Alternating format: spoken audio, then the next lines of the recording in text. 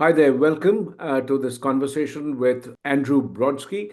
And Andrew is a professor at the University of Texas, Austin. He teaches in the B School there. He has been recently named as 40 under 40, which means he is one of the top 40 professors who are teaching at B schools all over the world. I mean, that's an amazing achievement. And Andrew is the author of this book, which has been making waves, and I got to read an early copy of this.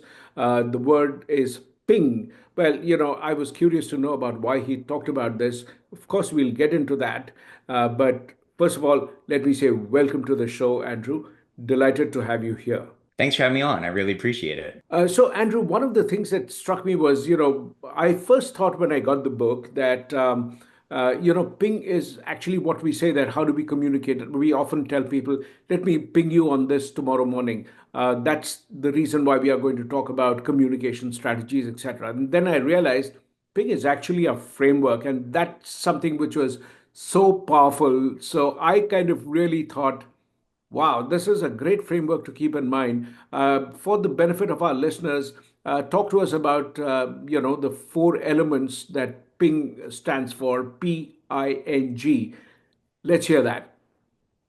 So, when I read a business book or a self-improvement book, for me, I like to have a nice framework that helps me remember everything in the book because it's hard to remember 200 plus pages of recommendations. So, in writing my own book, I decided to do the same thing. And I thought it'd be fitting to do a play on the word ping because it's related to virtual communication for the framework. So, it's P for perspective taking, I for initiative, N for nonverbal, and G for goals. So, for P, perspective taking, when we're interacting virtually, we're often only looking at the text on the computer screen or at most a little square of the video of the person we're talking to. And it's really easy to become self-focused and forget we're interacting with someone else. When the person we're talking to is standing in front of us, we're very focused on how they're going to react, more on their perspective. But when you're just interacting from behind a screen, you become more self-focused. And this can be really problematic because we don't realize that people are going to interpret messages differently than we will. So you're writing a message, you hear the motion in your head, it seems really clear. But the other person, when they read it, they might be hearing a different emotion in their head. They might be coming from a different set of assumptions and information. So taking that moment to engage in perspective taking is important. Next, I for initiative. When it comes to virtual communication, it's important to think about, well, what can I add back in here that might be missing? So, as an example, there's a good set of studies that shows that in negotiations, those who negotiate over instant message as opposed to in person, the instant message negotiators tend to build less rapport, they tend not to perform as well. So, what they also found in this study was that those instant message negotiators who put in the initiative to have a short video call before the negotiation, a short actually phone call before the negotiation, just to schmooze, as they called it, basically just to have some small talk for 5 minutes and then go to the instant message for the negotiation. They negotiated much better than those who just skip that schmoozing, who skip that small talk over phone. So taking the initiative just to even add in a few minutes of this kind of small talk phone call before getting into the weeds in text-based communication was very valuable there. N for nonverbal. That's the idea that there's a whole lot of different nonverbal cues that happen in virtual communication. So in email, there's typos which can relay emotion. There's time of day that a message is sent, which can relay degree of power. Even in video calls, the cues are different from what they are in person. So there's a number of studies that show how important eye contact is when you're interviewing for a job on a video call, whether it's Zoom or Teams or WebEx. And it's awkward on video calls because for most of us, our webcams are a different location on our screen than the person's face we're supposed to be looking at. So when you're kind of looking off to the side where you're really actually looking at the person, it makes you look like you're staring off onto oblivion, maybe reading a script or or just doing emails or something. So being aware of all the different kind of cues and how they change by mode is really important to making sure that your message comes across exactly as you intend. And lastly, G, goals. It would be a lot easier if I could say there's one best mode of communication. It'd also be a very short book. But it really depends on the situation, what's going to be best. So, one of the big questions I always get from managers, executives, should we have video calls with cameras on or cameras off? And my answer based on the research is it depends. So it depends on your goal. So, for instance, if you're meeting someone new and your goal is to build trust, to build good impressions, having your camera on has been shown to be really useful because part of what makes us trust others is that we feel familiar with them. We know what they look like, we know their mannerisms. So, video on is really useful for that, and it makes you seem more engaged. That said, there's this thing we often hear about Zoom fatigue or video conferencing fatigue, which is this idea that being on video is really exhausting. We're just staring at ourselves or having to monitor our nonverbal behavior, and it can be really tiring. And research matches that. And it shows that you end up more fatigued, you can be burned out as a result of that. So, if your goal is to maintain energy for that task and the tasks afterwards, and let's just say it's a team that already knows each other really well, so there's no need for trust building as much or impression building, then videos off can be better. So here it depends. Is your goal to build trust and to form a good new impression, or is it to maintain energy and productivity? And that would decide whether to have your camera on or off. So this ping framework brings together a nice way to encompass all the various recommendations that I have in my book, Ping, The Secrets of Successful Virtual Communication. That the book is really helpful because post COVID, I think the entire world had to really do a reset in terms of how we communicate. So there were a lot more Zoom meetings or Teams meetings, whatever be your framework. And then, of course, people were still trying to learn how to engage with others on these virtual platforms.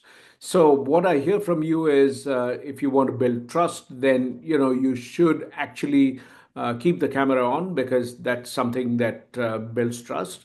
The other was that if you really want to preserve your energy, keep the camera off. But which also means that if it's a weekly meeting with your team, and there is one person, let's imagine that there is one person who keeps the camera on, the other person keeps the camera off. Chances are that the boss is going to remember the person with the camera on. Is that valid? Yes, that's definitely true because we remember what we see and what's there. So, unfortunately, if it's a situation where even if it makes sense to have cameras off, if there are a couple of people in the meeting with cameras on, you're probably better suited to have it on, unless your boss already has such a strong impression of you that whatever you do during that meeting doesn't matter as much. In the ideal world, managers would be setting the norms of these things to say, okay, let's do cameras on or let's do cameras off in a way that's strategically approached as opposed to just well, I want to make sure everyone's looking at me, so I want cameras on, right? We want them to actually think about what's most effective for this task and then set the norm for the team so everyone's not left wondering and worrying what they should be doing themselves. When you have the cameras off, yes, you can also take notes and all of that. But I think that even if you are teaching in a webinar, what's the norm you set for your class? Do you say cameras on, cameras off? What's your norm? So for my class, I actually do cameras on. The reason being is that I'm trying to create initially a strong culture amongst my class. So many of my students don't know each other. So that fits into this bucket of we're early relationships and we don't know each other. The Hmm. second thing is that teaching is a little bit different than what I would consult for in terms of organizations. A lot of teaching involves students being willing to be vulnerable and talk about their experiences of work, their own failures in Hmm. those kind of situations and to actually have them realize that other students are listening to them, are hearing them, is much more important than let's just say we're in a brainstorming meeting and we're all trying to shoot off ideas there. Like that, having that other people hearing you, being able to have that vulnerability is just not as important. So again, there's not only the one goal of build trust and productivity, but there are other ones. And when it comes to teaching, that allowing people to be vulnerable is a really important one that often isn't as necessary in business, although in certain occasions it is. We use a number of different communication platforms today. You always have your chat box on. I've seen that in meetings in many company cultures. You constantly have a message popping up on your Slack channel or on your Teams chat. And then, of course, you have the phone on the side, which is sort of sending its own set of beeps. What does it do to productivity? Does it not impact your concentration? Are you not getting completely distracted by this? I mean, that's what happens to me. So, is that something that happens to other people as well? Yeah, so all these different things can be really distracting, and multitasking is one of the worst things for focused work. There's actually some really interesting research by Adrian Ward that shows that if your smartphone is on your desk, even if you're not using it, it actually distracts you and drains some of your attention and makes you less smart in a kind of way. Just its physical presence being there. What I Wow. use in my consulting with organizations and executives, what I often will recommend is a few different things. So one, you want to turn off those notifications during meetings, during focus work. The second thing is to set strong norms within the team about which modes you need to respond to and when. And say, okay, if it's an email, as long as you respond by the next day, it's fine. We all understand this. Instant message, ideally within the next 2 hours, so we don't have to do meetings. If there's some absolute emergency that we need, like something right now, maybe we can do text.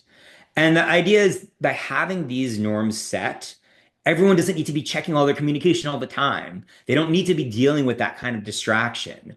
And so there's a very clear set of response expectations associated with each mode, which allows people to focus more and to put those things down as opposed to, it's at night with your family and you're still checking your email because you're concerned you need to reply to something right away.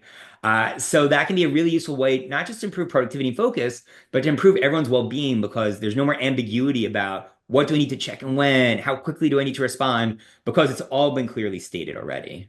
And this is the same set of norms one should enforce at at home, because sometimes you see that families, when I see them at a restaurant, there are four people sitting at the restaurant, and all four are on their phones. They're not chatting with each other.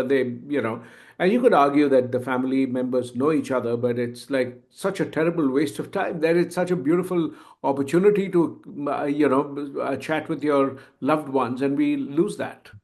Yeah, it's like half an effort, right? Like we're having dinner together, sort of, but not fully. It's similar to going on vacation and checking your email every hour while you're on vacation. You're not really getting the full value of the detachment that vacation brings. And the idea behind all this is that detachment is often a key predictor of creativity, productivity, because our brain needs some time to recover. Having some time away can help us bring more creative ideas back to our work. So having some ability to breathe, to relax, to kind of rejuvenate has been shown to be incredibly useful when it comes back to work. So finding ways to disconnect can be incredibly valuable for you, the people who work for you, etc. So does it matter, in terms of productivity norms, what's your finding? What happens to people when they're working together in person versus working together virtually? Does it impact productivity? So that's a great question, a big question everyone's been asking about remote work versus non-remote work. All the research that I've seen for the most part has suggested that for productivity, it doesn't exactly matter as much as we would expect because it's a fairly indirect effect. And so let me explain that. So there's some things that virtual work, remote work definitely impacts directly, right? So being able to recruit from a broader geographic pool, that's direct because you can recruit remote, you can recruit more people. You can access more people, single parents who might have childcare difficulties, those with disabilities. These are things that are direct. People don't have to commute. They save their commute time. That's direct because it's a one-to-one relationship. If you have to say remote work to performance, you need a why in there that kind of shows that it's indirect. Well, because it maybe decreases focus or maybe it makes them more motivated. That's what we call an indirect relationship. And research shows that there's competing mechanisms for the most part. There's some things that make remote work more productive. There's some things that make it less productive. So for the most part, it kind of cancels out in that effect. And the other thing too is it varies so much from situation to situation. Is some people are better at it, some jobs are better for it, some teams and companies and cultures are better for it. That there's so many moving parts that weigh on both sides of the scale that there's often for these indirect outcomes like culture and productivity, it's not clear. That said, there are definitely some clear benefits from getting a bigger talent pool and all that. But one of the key things I think that's missed in this discussion, which is part of why I wrote this book right now, is whether you work from the office, whether you work from home or hybrid, we're all virtual communicators. We're all using these technologies no matter where we work. The old way of being in the office was the only way you could ask a question is to go over to your coworker's cubicle or office and ask them. Now it's seen as interrupted to do that. If you were to go interrupt your coworker's work to be like, hey, I've got this question, they're probably not going to like you very much. So instead, everyone just sends instant messages or Slack messages to each other, even if they're only a few feet away. So by bringing people in person, suddenly this technology is not being used. For in-person office work, most of their communication is still happening virtually. There is some in-person one being added, But because we're all virtual communicators, it's important to understand how to do this better. So to me, it's less of a question about remote versus not in many of these cases, but about, okay, here's what we have. How can we make it better? And just trying to throw out everything and bring everyone in person just to fix it is not going to work because it's not targeted. I would argue that if you see an environment where people are sitting next to each other and they are still communicating via text, it's potentially a low trust culture. Is that a valid conclusion? Not necessarily. Let's just say we have a job, it depends on the job, but let's just say I have a job where we need deep focus on whatever we're working on. So we're writing really a complex white paper or something. It's actually more respectful for your coworker not to be just like, "Hey, Andrew, I have a question for you," while you're like in the middle of a very deep thought. That is incredibly unproductive. So I wouldn't actually say it's related to trust. I think the thing that is the ones that are better, the organizations that are better, is when it's due to intentionality where we've talked about our norms. Okay, in this situation, we should do in person and take a strategic approach behind it. In this one, we don't. Okay, in this situation, we can interrupt each other, or this one, we can't. As opposed to just having everyone guess at it, which means everyone's messing up and everyone's getting annoyed at each other in the process, and they're all becoming less productive. When you look at intergenerational styles of communication, do you see that there is a difference in the frequency, the platforms, and the number of platforms on which people communicate? Is that a generational thing or is it an individual choice? So I've seen some more surveys from survey companies as opposed to academic research on this topic. But one of the observations that have been made is that younger generations see emails much more overly formal, whereas the older generations are used to using email for everything because we didn't have instant messaging early on. So whereas kind of younger generations see that, okay, there's these more informal tools that we should be using more regularly. So there definitely are differences, although often they're not as big as one would expect. I'm reminded of a story where one of the summer interns actually was assigned to the CEO's office, and the CEO had sent two or three mails to asking him to do a couple of different things, and he had not responded for 3 days. And the CEO said that, I sent you something 3 days back. You haven't even responded to the mail. He said, really, I didn't see any text message. He said, no, no, I sent it on email. And he said, my God, that's so amazing that you're still using email to communicate. But that's lovely. I mean, yeah, of course, I'll take a look at it. And of course, this also set the norm for the person to work at in the office. And, so some kind of a structure was created. I want to also sort of ask if the nature of communication is shaped more by the kind of work that you're doing. So, for example, if you're a firefighter, you have a certain kind of a urgency to it, and followed by long periods where nothing happens. Or let's say if you're a doctor, there are most scenarios where if you're on call, then like there's a lot of messages which are coming in from multiple sources. Each one could be equally, urgent. What do you recommend people do to make sense of their own world? How can they Mhm. do a communications audit for themselves? Exactly. And your what tools you're using is going to vary very highly. Are you customer facing? Are you only internal? Are you a job where people's lives are on the line literally? Or are you just kind of doing data entry? So it's going to vary very highly depending on your situation. But this gets back to the point of the idea being, let's figure out mode expectations for when we should respond and which ones we should use. So let's say you're a doctor on call. It's a bad idea to let your office know, okay, email me, text me, instant message me, call me, all the above work for getting to me, and I'll respond immediately because you're constantly having to look at your phone screen, which will stop you from enjoying your life outside of work, your family, whatever hobbies you have. Instead, is saying, okay, for any emergencies, and this is what is done, at least in the United States, for many doctors' offices and hospitals, if there's emergency, call me. And then they turn off their email notifications and their text notifications after work hours. Or maybe they have a personal phone number and say, there's an emergency, call my personal phone number. And then their work phone number, the work email, all that's turned off. And so there's one route that will have a notification, This way, they're not constantly getting dings all night long every time a patient sends a message to the patient portal online or anytime a secretary or insurance company has a question. So having that one mode, and that's the only one that can interrupt you and doesn't require you to constantly check your smartphone or laptop, can be one of the best things you can do for separation in those cases. I want to switch gears and ask you about your process of writing. When did you think of the idea of a book, and what was the trigger? What's the problem you were trying to solve? What did you notice that prompted the book? That's a great question. So I've always been interested in virtual communication. For me, it's seeing that more and more we are now interacting electronically, and we don't fully understand the implications of it. By most estimates, humans have been interacting for over 100,000 years. If you look on the scale of human history, electronic communication, digital communication is a very small portion of the time. So it's not that it's necessarily worse, it's just we're less used to it and we don't know how to do it the best way possible. So for me, being able to provide those answers was something that would be incredibly valuable through my research, through my writing. And right now, it seemed like a particularly useful time because there's this big thing that people are missing, the remote work conversation. And the idea here is it doesn't matter where you work. We are all virtual communicators. Even for people, as you noted, who are firemen or who are construction workers, they're still often texting with their manager.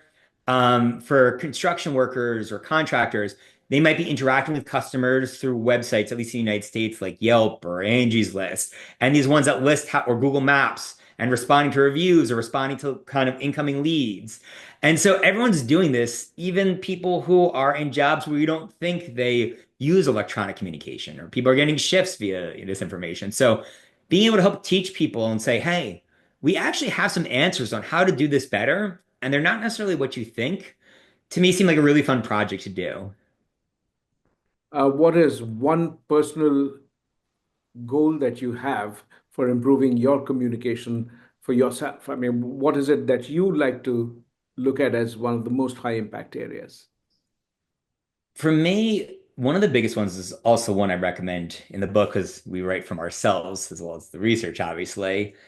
It's to take a better effort to be mindful about our choice of communication and how we communicate.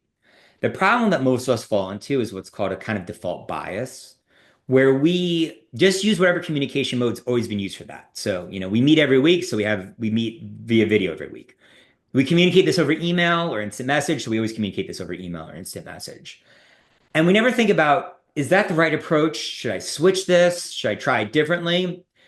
And this is a reason why so many people have hours and hours of wasted meetings every week that just could have been done via email. And why the other side of that, we have things via email that shouldn't have been done via email or instant message. For instance, this interview right now, each of my answers is, I don't know, maybe 5 paragraphs long because I'm a little bit of a talker. If you, and it's going to take us about an hour, maybe a little bit less, depending on how long it goes. If you would email me each of these questions, and there's a bunch of them, and I had 5 paragraph plus response for each of them, it would take me days to write this out, to perfect it, as opposed to just the less than an hour that we're talking right now. And that's an example where email would be horribly unproductive. So the thing is, when we get so overwhelmed by our communication, it's so easy not to take those moments to consider, is this the right approach? Should we be changing this?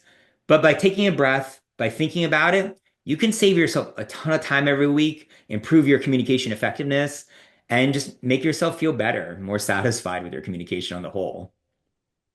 Thank you, Andrew. This has been absolutely amazing. And one of my big takeaways was that, the framework that you shared, the four elements, PING, they're all really powerful ways in which, you can sort of really think about structuring your own communication, varying the number of platforms, really setting norms, and all of that to make us better communicators.